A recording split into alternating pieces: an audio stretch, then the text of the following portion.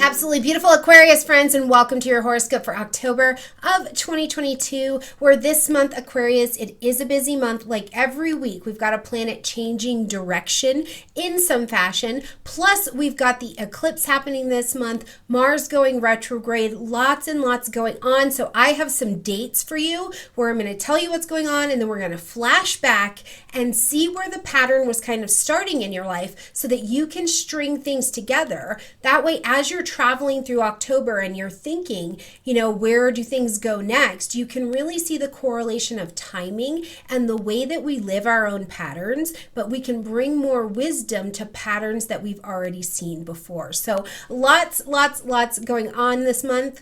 Now, before we jump in and really talk about what's going on in the month, one thing that I want to call to your attention is that Mars, our planet of drive, of like get up and go, it's not taking its retrograde until the end of the month, but it's like our planet of go being slowed down can feel like your get up and go has got up and went. So really, it is a signature really since September to slow down. You're not going to be able to push, to force, to move at the same space, the same speed, the same dynamics that you used to have even in your relationship, things with children, all of these things. You don't have the force and the gumption available to you. And that does not mean go hide under a rock and do absolutely nothing. Like this is not the signature for that, but it means that you have to work smarter, not harder in your actions, your strategies, and what you desire. It lights up the fifth house space for you. So there's very much so a signature and a question for you, Aquarius, about how much joy, how much pleasure, and how much play is in your life. And you have got, instead of 6 weeks, a normal Mars transit, you've got 7 months to answer that question. So we'll get there and talk more about that as we close out the month, and certainly moving, September all the way until March of 2023. All right, Aquarius, let's talk about what is going on this month.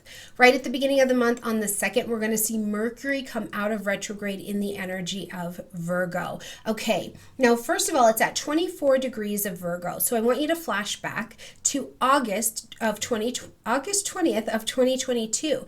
This is when Mercury entered into pre-retrograde shadow time in the energy of Virgo. So what was coming up for you? This lights up the 8th house space. So intimacy, which means you see into me, birth, death, rebirth, like a phoenixing, taxes, debt, detox, healing, wellness, astrology, things going on with your partner or in a deep partnership, vulnerability. All of this lives in your 8th house area. So think back to August. What was going on for you here? Because during the retrograde path, you had an opportunity to review and revisit this area. And now that Mercury's back and direct, you can make some decisions. It may feel like things are starting to move forward again. Now, one of the things I want to tell you is that though Mercury is turning direct, and we love that, that's fantastic, want that to happen, we need to get on with some thinking. Your mind might not feel as clear until we get past the 16th of the month. And that's because even though Mercury's direct, it's got to pass through all of these degrees of Virgo and then get to that 8 degrees of Libra where it went retrograde before it's actually considered fully out of the retrograde path. So a lot of what you'll see and get clarity on is about stuff that's already been on your table, okay? On the 8th, we see Pluto coming out of retrograde at 26 degrees of Capricorn. Now, Pluto went into retrograde April 29th at 28 degrees of Capricorn, so just here in your 12th house space. So this was really a time where I would be asking you to think about what was broken down for you. Right? What started to come apart? What changed in your spiritual life? What were you researching? What was being baked or happening behind the scenes? And it was going to fundamentally change and rearrange the structures in your life. Now, I also just flatly, even though it's the 12th house space for you, I also think of your family structure. Who was born? Who died? Right? What kind of changes happened there? Was there a psychological change? And sometimes we can see that happen when it's like I knew my mom in one capacity and now with her Alzheimer's and dementia, sometimes I don't know her at all. Like what were the signatures of these deep changes that came? Now as Pluto is out of retrograde, it's like, okay, I see the new structure and I feel empowered by the new structure to move forward, because the changes could have felt quite emotional. Whether it was like, yay, a new baby's born, or something's going on with somebody in my family, the emotions would have been pretty impactful. On the 9th, we've got a full moon happening at 16 degrees of Aries. Now, the full moon is going to ask us to end something, acknowledge something, or to make an adjustment of some variety. And it's to your Aries energy. Where are you autonomous? Where are you independent? This lights up for you, Aquarius, in the general, your 3rd house space. Communications, decision making, buying and selling of things, studying, things with your siblings. Okay, I also think of writing, websites, all of these kinds of things, like maybe even a small person in their own education, or you're like back at the beginning of an education or something like that, because Aries is cardinal, so it can also represent the beginning of new learning or new thinking, right? We get different situations or different roles that come into our life, and I get to start thinking and learning, what does it mean to be a mom? What does it mean to be, a dad or an engineer? What does it mean to step into my new role? And I have some learning to do in my thinking. Now, the one thing I do want to tell you is, because the 3rd house can also be related with contracts, if you have some decisions that you need to make or some actions that you feel like you need to take, the ruling planet of this particular lunation is slowed down. So remember, there's not a lot of hustle behind what needs to be happening here. And that Mars is also square to Neptune. So truly, maybe what you're thinking you need to do is like you're basing that out of Neptune retrograde, old beliefs, old ideas. And instead, so be easy with decisions that you're going to make and ask yourself, is this me being of service? How does this help? Does this allow me to be of help, or is this about my ego and making me feel better, right? Like, what is the real purpose of this new beginning, new thinking, new autonomy that I'm getting ready to take action on? That's a great guiding question. So be easy, give it at least until the next moon, and then I think you will get some clarity, okay? When we get to the 10th, we see Mercury now sliding into the energy of Libra. So it's good. We're starting to get a little bit more clarity in the month as Mercury is starting to crawl towards its normal speed. As we get back into this energy of Libra, this lights up your 9th house space. Publishing, marketing, broadcasting, long distance, foreign travel, foreign languages, immigration, law, gurus. I also think of faith. Belief, right? Before, what's your philosophy? You might have had a belief in something, but now you maybe have experience and a philosophy that is starting to change how you're moving. Because this is still Mercury, not fully out of its retrograde shadow time, I do wonder, are you going back to try and find some balance in your teaching, in your learning, in your training, in a certification, in marketing, in learning to speak a new language? And remember, speaking a new language doesn't just mean you go from your native language to something else, like English for me to Korean, right?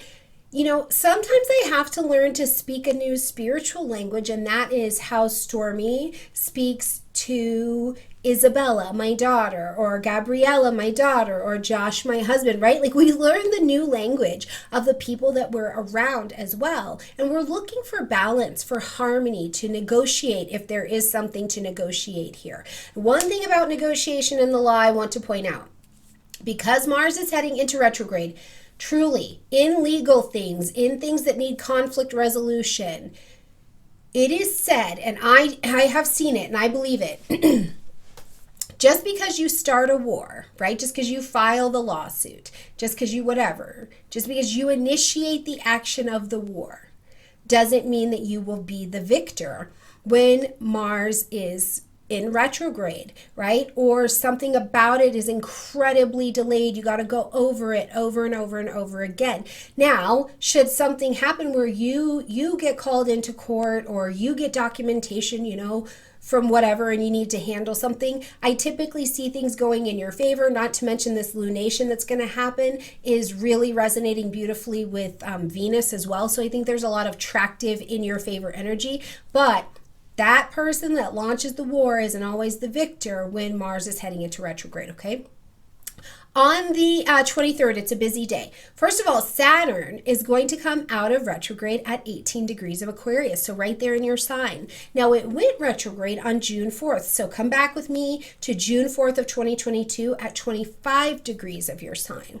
What was happening for you then? It could have felt like a couple different things. When we're dealing with Saturn, if I have been building and working and doing what I need to do, Saturn can kind of reward me. And I feel like, yes, I'm coming to this next level. I'm accepting my expertise in some way, or you're kind of raised up in a way. Now, if the structures in the area of Aquarius, who you are, how you stand for yourself, why you do what you do, where you're putting yourself out there, if those structures felt a little bit weak, Saturn can feel heavy. It's like, oh my gosh, I have doubt. I am really insecure. I don't know what to do with this. I feel like the authority pressure is on me.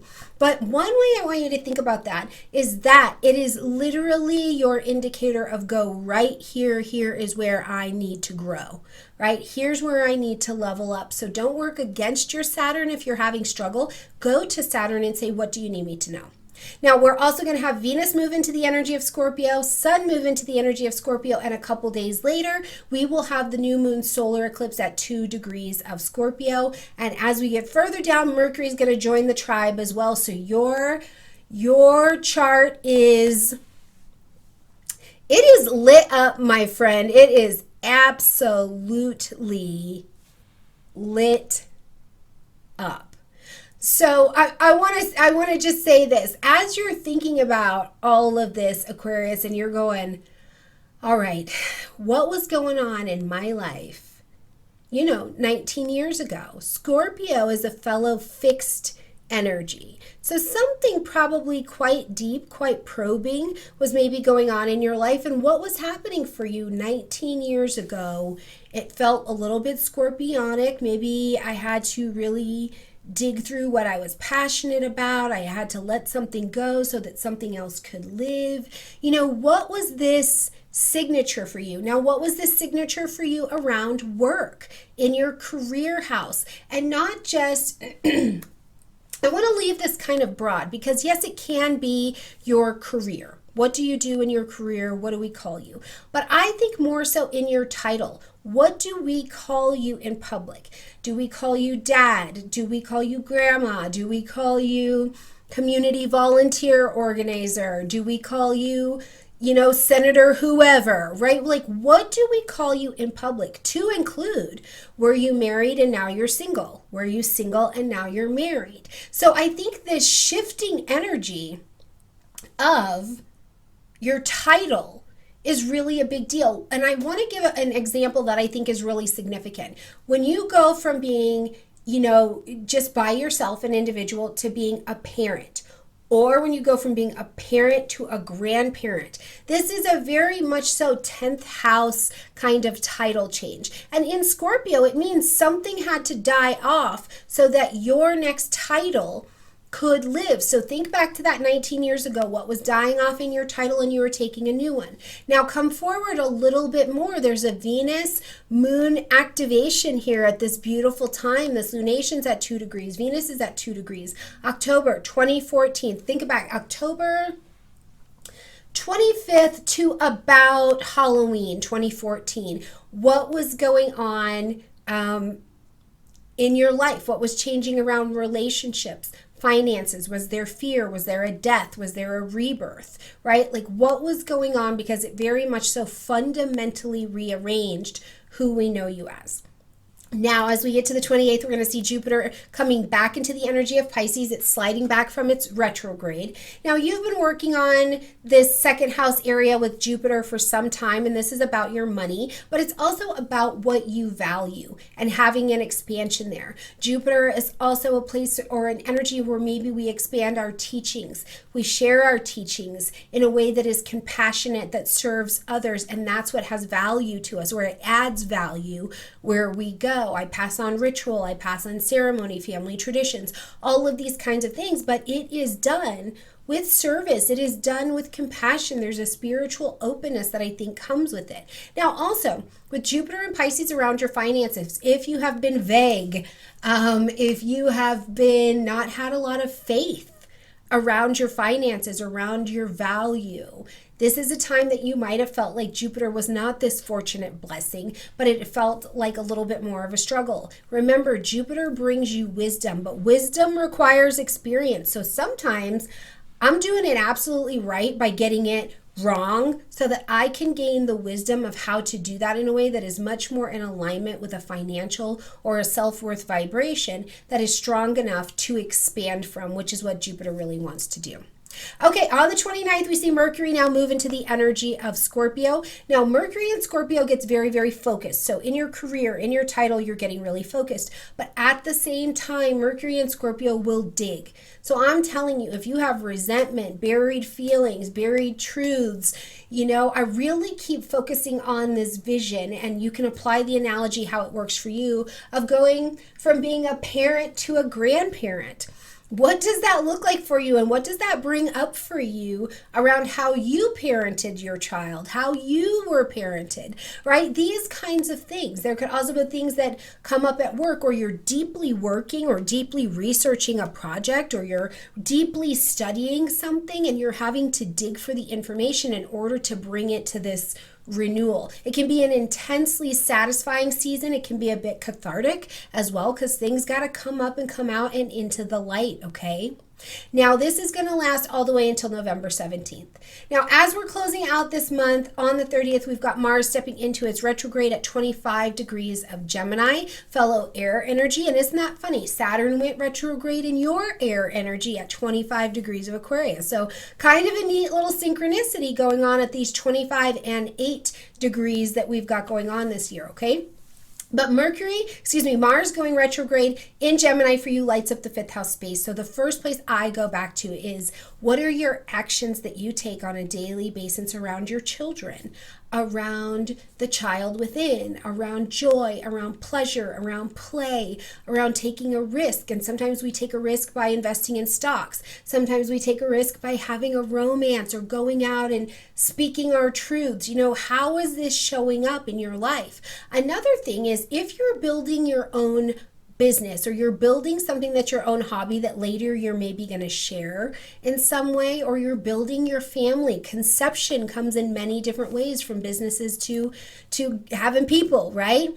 It may be a time where truly over this next 7 months, you have to take your time. It's very step by step. It's not just you're going to whip out this new business by Thursday like maybe you could have, earlier in the year. So whatever this looks like for you, have courage to go back, right? Have courage to go back over what you've been doing. Have courage to slow down and be effective in what has already been that you need to relook at, instead of needing to jump off the cliff forward and just hope that it works out. That's not a particularly strong use of Mars in this retrograde time. And also, if you do find yourself forcing things or getting really frustrated, this is a sign that you're trying to ask Mars to work in a way that it just doesn't anymore.